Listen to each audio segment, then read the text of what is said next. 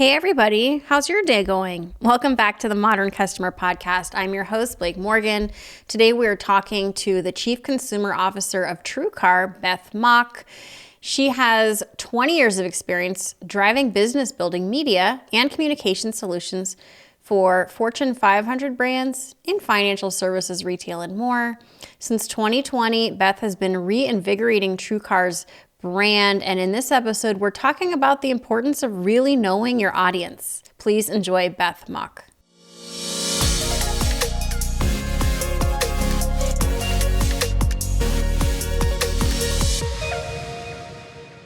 Hey Beth, welcome to the Modern Customer Podcast. You told me you're not in Detroit today, your headquarters for you. Where are you today? I'm actually in Florida. Ah, okay. So it's a kind of my annex office, if you will, and also where we're piloting our online TrueCar Plus product. So it's perfect place to be. Oh, awesome. Yeah. Well, your headquarters, I believe, are right near me in Santa Monica. They are, yes. Yeah. Yep, 1401. Awesome. Awesome. Awesome. Well, today we have so much to talk about. We have actually been trying to get TrueCar on the show for like a year because you Yes. were highlighted as one of our most customer-centric companies. Can you just talk about your own career arch, and then we'll just get into what makes you so customer-centric, which is what our audience want to hear about today. Absolutely. Well, I am from Detroit. Spend most of my time there if I'm not on a plane going to and from Santa Monica and other places. But spent the half of my career in Detroit in automotive, really on the brand side, and really had a great introduction to the industry, and then had the fortunate opportunity to move to New York in automotive, but not only automotive, and took the next 10 years or so and learned CPG, finance, fashion and beauty, entertainment, and so on. And now pandemic, created a lot of change and opportunity for myself, and had the great opportunity to move back from New York to Michigan, and find a fantastic position as a chief consumer officer at TrueCar. And there I've been since October of 2020. You've got to do the New York thing. Like I did the New York thing for 5 years Yes. and I'm done with New York, but I feel like Yeah, me especially too. just to get, you get so much experience and exposure. There's so much happening there. Yeah. And so much opportunity. It is, you can think you're going in to do one thing, and then before you know it, you've moved into different places and spaces. You move into different neighborhoods, and the opportunities are incredibly different every time you move, and or every time you look at a new position. And I think that's what I really loved about the experience, and the people that I met. I still have, what I will call lifelong friends from that experience, and such great memories. And it's probably a little less brutal on my pocketbook, no Right. longer being in New York. Oh yeah. Yeah. One of my favorite podcasters is from Detroit and he's talking about it all the time. Dax Shepard from Armchair Yeah, Expert. yeah, It's like yeah. Detroit. I feel like this podcast should be called Anecdotes about Detroit. But let's get to TrueCar, a newer company. You joined, I believe, in 2020. Can you just Yeah. talk about what TrueCar is? Yeah, absolutely. TrueCar is a platform, a tech platform that helps consumers find vehicles that fit best for them and also work with the dealers that have those vehicles. So we truly are a middleman, if you will. We are the center, the glue that helps consumers find vehicles and dealers sell those vehicles. So it's been a really exciting journey because yes, been here since 2020, started right smack dab in the middle of the pandemic. So that was an interesting bout. And over the last 2+ years, we have been working toward developing not only our continued TrueCar.com lead gen business, but also developing a full end-to-end experience, giving consumers and dealers the opportunity to do the transaction, the discovery, the transaction, and the delivery all online. Yeah. So, can you talk about what some of the customer experience challenges are for TrueCar as you navigate still somewhat new waters? Yeah. Yeah, I think you nailed it. It's new waters, right? And I think, there is the pandemic kind of urged us or moved us or nudged us along to take this type of transaction to this level. But it still is not an easy task to join the two worlds with all of the complexities of the transaction of buying and selling a vehicle. So, not only do you have to take care of and really develop the technology that helps the transactional piece of it, but you also have to develop and nurture the need and the feeling of safety of being able to embark on a transaction of this size online. Hmm. And it is the consumer's choice whether or not they want to go and test drive. So virtually, you could buy a vehicle without ever seeing it. Hmm. So, and we think too that if you can do that with a home, or you actually, can, buy extremely large purchases, not only home, but jewelry and very high value purchases online, and people do it every day. There's no reason that, you can't do that with buying a vehicle. Yeah, I mean, for me, I really don't like going to the car dealership. I think most people don't enjoy it. It's almost like you're going to battle. You've got to be prepared now. Yes. You've got to have documents and information printed out about competitive pricing, and you're just going in there on the defense because you feel like you're going to get taken Yeah. advantage of. Um, Yeah. has COVID been good for TrueCar? It's create. So I would love to make one comment as a an anecdote to what you've just, what your comment just was around not wanting to go into the dealership. And I think people have, they have expressed that to us for, that's really why TrueCar was founded. It was to Hmm. help consumers feel more confident and empowered when they go into the dealership, so they don't feel that way. um, we also know that it takes a long time, and time that not necessarily everybody has to go in, pick the vehicle, do all the paperwork, and eventually get the keys and drive home. And that is what our platform is, to help not only dealers be able to create that or have a more seamless transaction, but for consumers to feel confident about what they're starting to embark on, the process overall, feel really confident about the money that they're spending and the vehicle or the product that they're actually getting for the money that they are about to hand over, right? um, and also just to have a really great feeling about the entire experience and build a relationship with the dealer, so that when they have to go back for any type of service or ongoing connection with the dealer, there's a really solid and good and positive relationship with the dealer.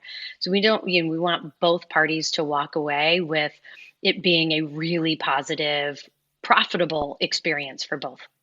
So I guess So one of the challenges that I would see, Beth, is that you're dealing with third parties. You're dealing with people who might do an mhm. amazing job and provide an incredible customer experience, and then others that maybe are misrepresenting what they're selling. And so how do you manage that where your customer is also your reseller? Yeah, I mean, we have very strong relationships with our dealer network. And to be part of the network itself, there are certain parameters and there are certain expectations of, performance and activity and just treatment Hmm. of consumers, right? And yes, not everybody, always is, 100% perfect, but we really do strive to work with those dealers who do really value the relationship with the consumer and really want it to be something positive for them. It only behooves them to look at this as a long term relationship and opportunity. And then from our side and our transaction with the dealer, we want to make sure that they're getting as much value out of the money that they're also investing in working with us. So we take it very, very seriously about what it is that they have to do, how automatic and smooth is the experience for them, as well as making sure that it is a very smooth and happy process for the consumer. So, Beth, one of the topics that I'm often asked about and people are interested in is journey mapping. And since you're Mhm. the chief consumer officer, I'm curious to hear about your experience journey mapping and if you could just paint that picture of what that journey looks like for your customer. Yeah, yeah. Well, what's what as you can imagine, it's not a linear experience, with any journey mapping exercise. Consumers don't come in, people just don't come in and buy a car automatically. While maybe there are a few who do know exactly what they want, they know the exact price they want to pay. Most don't. And most aren't paying with cash either. So we want to make sure that we actually understand the highs and the lows of a consumer's experience throughout the entire process. However, before we can even get to that, we do have to understand what motivates consumers, what are the areas that create friction, and how do they even basic, some basic journey mapping, how do they navigate their day so that when we have opportunity to communicate with them, whether they've started a relationship and registered with us or they're all the way through almost to the point of full transaction, we know exactly where they are and we can help them along the way. Now, we don't help them broker a deal, we don't help them through any of those details, but what we can do is get them on the right vehicle and working with the right dealer. So again, the experience is, smooth and really quite frictionless and ultimately, meets the expectation of the consumer. We have built out our targets into multiple personas, as you can imagine. So they have different experiences throughout the day. They have different expectations of the experience with TrueCar and car buying overall. And we also have the same on the dealer side to really understand how do we communicate with the dealers in a way that makes the most sense for their business. Not everybody, just like consumers, not every dealer is created the same. So we want to make sure that when we are talking to either party, we know we have a sense of who they are and what makes sense for their business or for what their expectations are in buying a car. All right, so let's step back and just because if I have this question, I know my audience has this question. When you talk about your dealer, are you talking about the individual that says, "Oh, I want to sell my Honda Civic, I no longer want it," or is it also like literally a dealership? It's literally a dealership. Like that is the bulk of our interaction. However, we do have a product or an opportunity for consumers to sell their car through TrueCar. And it's really mainly through the dealer network. We connect them with dealers in their local area and give them an opportunity to really trade in or again sell their vehicle if they're not looking to buy a vehicle. So it's pretty much both. Okay. So one of the things that I'm thinking about, Beth, is you're benefiting from so many of these automakers not going through a digital transformation because don't you think they would benefit from selling direct to consumer without going through your e-commerce website? So could you just talk about that Yeah. that Yeah. experience, that conundrum? Yeah. So, not everybody, like I said, not every dealer is at the same level of sophistication or ability to have a fully digital um, offering for their shoppers. And so, this gives them an opportunity to not have to put that expense through their system and time. Really gives them an opportunity to have a fully digital experience available for all of their shoppers. And also think too that this gives not only those dealers, but all of the dealers an opportunity to sell more, to create more sales opportunities, even while their doors are closed, right? Hmm.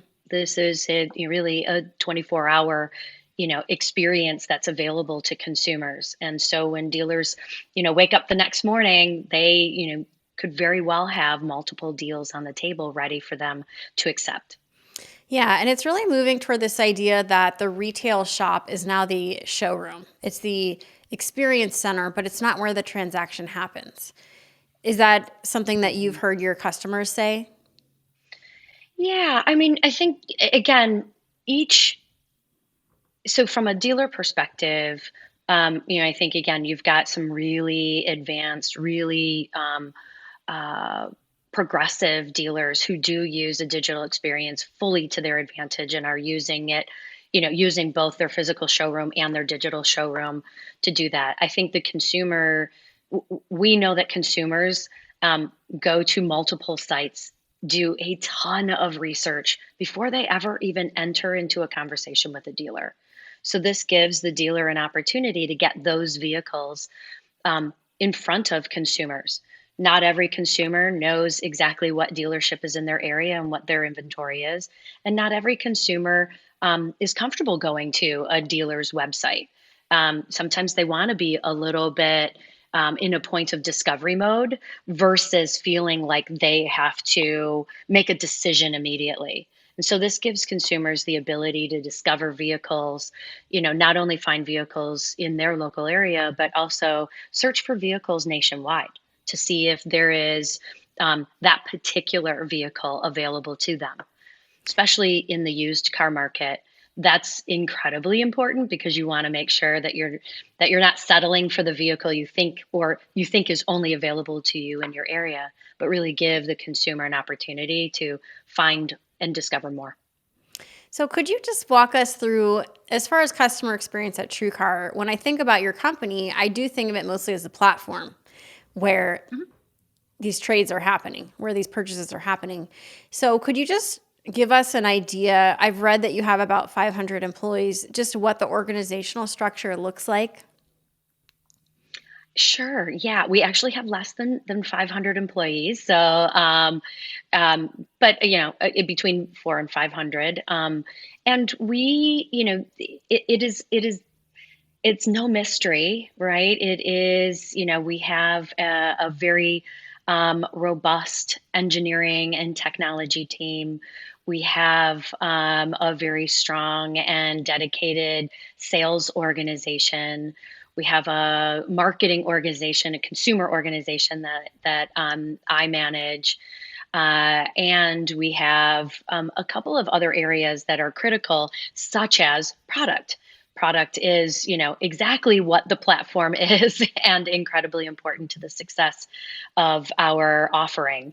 And I think what drives our success and what is continuing to help us really do something that's really not been done to date across both new and used and CPO, is the fact that we are an incredibly collaborative organization.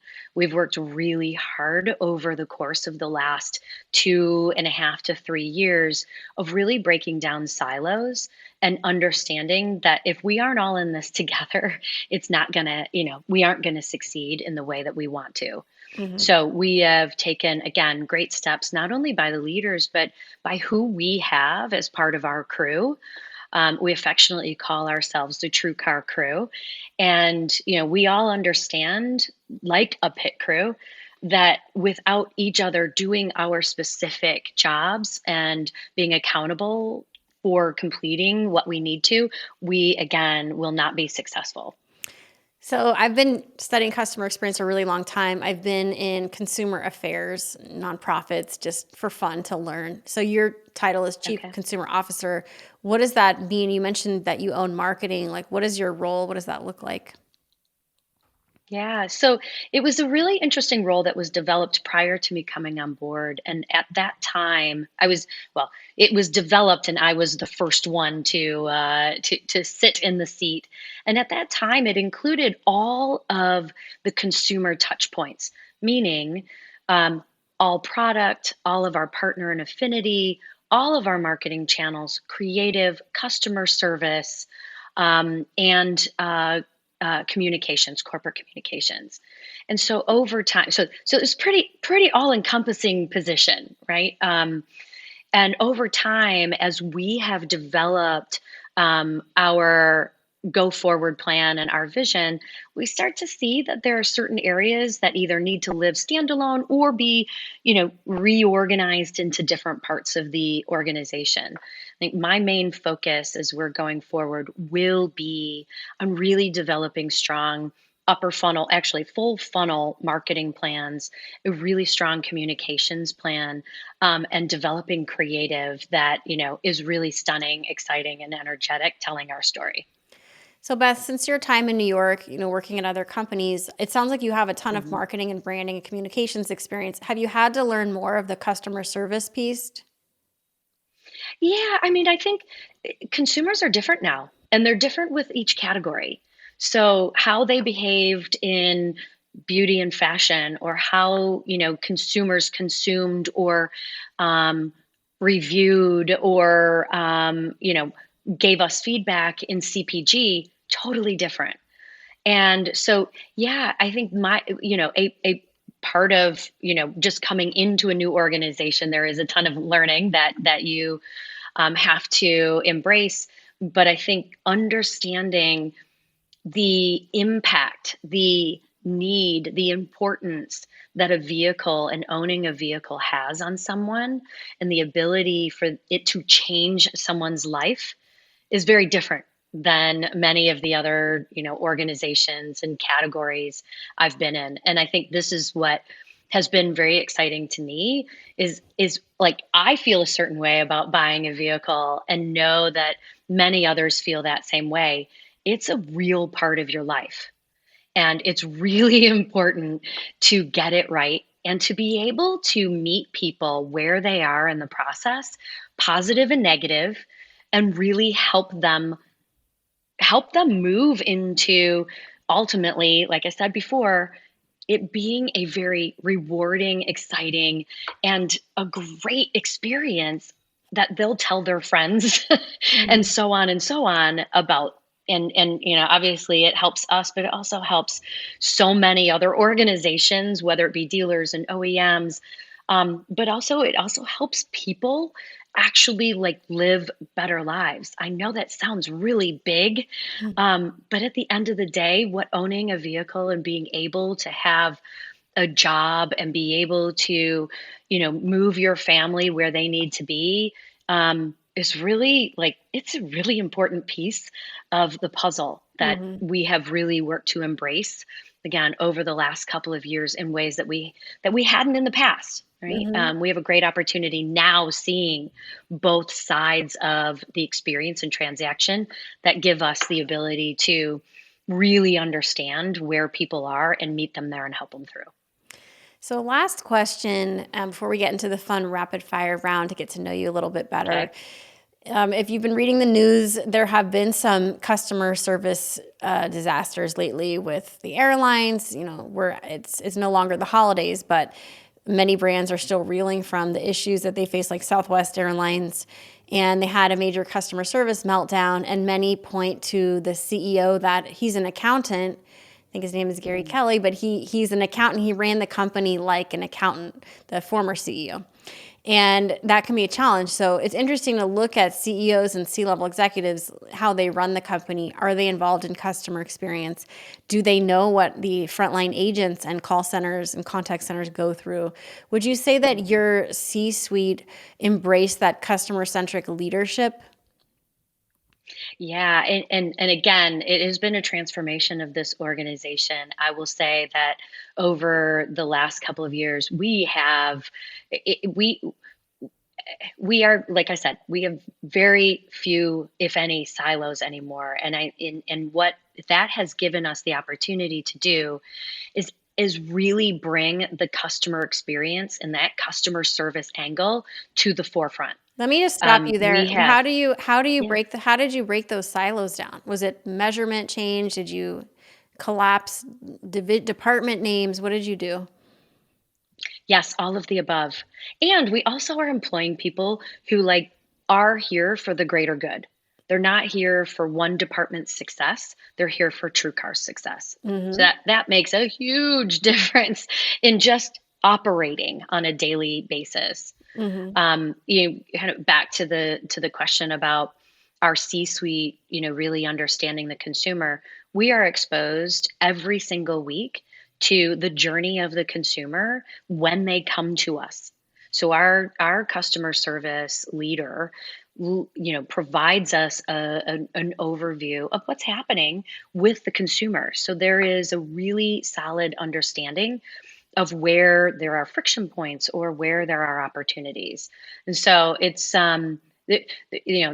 really information is available, and we make sure that everybody has access to the right information to be able to make decisions and also just truly understand where people are. I love that. That is so helpful. And I feel like you had this tagline that I need to like stop the recording, go back and just tell everybody this tagline that all your employees are there for TrueCar's success, not just their individual department. And that just seems to be like a real challenge for so many of our listeners, is just getting everybody on board. That is the only way to focus on customer experience, Beth. Yeah, it's been a journey, and we have a lot of different types of, we are embarking on bringing forward programs to help our people really give us feedback too, meaning our crew members, to help us better understand their experience as a consumer, right? Because our crew is our best advocate, right? So the people who are building and people who are designing and people who are marketing, they too have experience as consumers, and we want to make sure that we also get their feedback and use Absolutely. that as part of our development process. I love that. And I think that TrueCar, I'm so glad you were on my Forbes list of 100 customer-centric companies, because I think many of your practices really embody the modern customer-centric company. We've reached the end of our time together, but before we go, let's do some rapid fire questions. Are you ready to take Oh some quick boy, questions? here we go. Yes. Okay. Well, first of all, what does your morning routine look like? And this can just be like a quick few word answer. Yes, every day I do 20 minutes of reading some sort of trade or business focused read material, whether it's a book or whatever. I meditate for at least 10 minutes, and I try to get in 20 to 30 minutes of movement every day, whether it's, yoga or riding my bike or, weight training or rowing. All right. Love that. Okay. Do you have a unique leadership hack that helped get you to where you are today? Well, I have a mantra that I, not only use every single day, but also anybody that I mentor or, who asks for advice, or what I would tell my younger self, would be, if you don't ask, you don't know. And so don't be afraid to ask questions if things aren't clear. Mm-hmm. And, make sure that there's no stone left unturned, because it's up to you to really drive clarity. Okay. That's so fantastic. You hear that mantra, everybody? If you don't ask, it's okay not to know, basically. That's my interpretation. Yep. That just ask. It's not a big Exactly deal. it. There's nothing worse than somebody that pretends to know when they don't. That's the worst thing you can do. And it's the worst feeling ever as Yes. that person. Yes. Yeah. We've all been there. We've all been there. Yes. All right. So, what do you do to relax at the end of a hectic day? Oh my goodness. I try, gosh, there's a few things. Sometimes it's just spending time with my husband. Sometimes it's some online shopping, kind of getting lost in it. And sometimes it's just really nice reflection, sitting with a glass of wine, just thinking about all of the things that we accomplished throughout the course of the day, the week, and maybe even the month. What is your favorite leadership book or resource? Ooh, I'll have to say it's probably HBR, Hmm. Harvard Business Review. It's almost like I feel it knows who I am and knows what I'm going through, and becomes kind of like my business horoscope, if you will. Okay. It's really bizarre that it's super spot on days when I need advice in certain areas. Nice. What is your idea of perfect happiness? Hmm. Oh, wow. 72 degrees, a beautiful view, and, the ability for there to be just some simplicity. Mm-hmm. Mm-hmm. All right. And if you could have lunch with anyone dead or alive, who would it be? Oh my gosh. Um,